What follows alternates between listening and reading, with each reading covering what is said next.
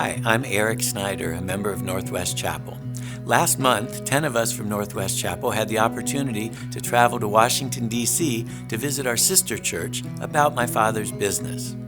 I think this visit reminded all of us that no matter where we're located, we can always reach out and be the hands and feet of Jesus. Pastor Stephen, his team, and his family really welcomed us into their church and their homes. It's clear that through his actions and those of the AMFB ministry that they really have a heart to serve in Washington, D.C. What a great bonding experience the trip was. Early Saturday morning, we gathered for some food prep, making lunches, bagging up snacks, and putting together some nourishing meals for the homeless. Later that morning, we set out into the D.C. area in a driving rainstorm.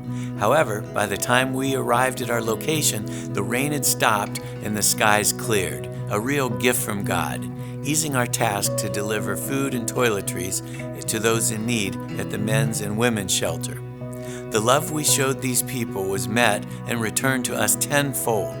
We listened to their stories, we talked with them about the gospel, and prayed for and with them. It was amazing. Truly a blessing to meet these very special people and to share God's love for each of them. Later, during our trip, we were not only blessed to share time and fellowship with our AMFB friends, but blessed to share in a Sunday morning service where Pastor Stephen shared a powerful message. We renewed and created new friendships at AMFB. We came together as a Northwest Chapel team and shared our love with them. In return, they ultimately blessed us. What an amazing trip this was. Jean and I can't wait to return again.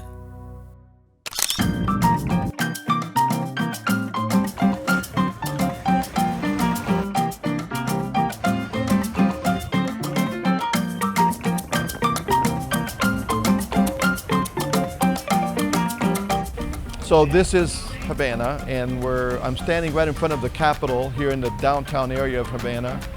And as you can see, Cuba is a land of beauty and color and music and history. So there's a lot to see here and a lot to experience, but that is not the real reason why we're here.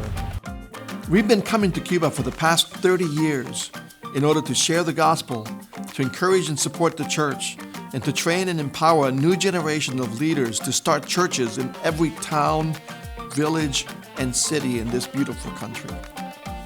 Our travels carried us from Havana to Pinar del Rio, the westernmost region of Cuba.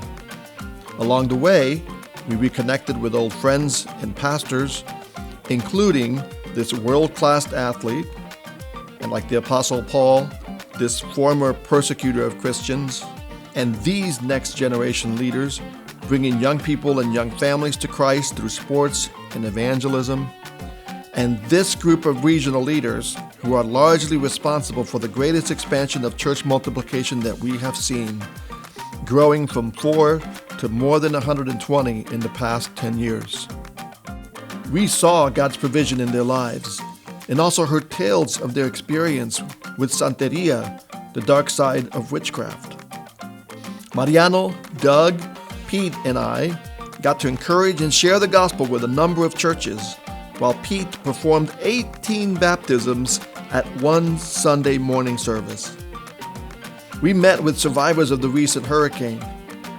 We heard stories of new church plants through outreach events, and we encouraged these young athletes to live for Christ.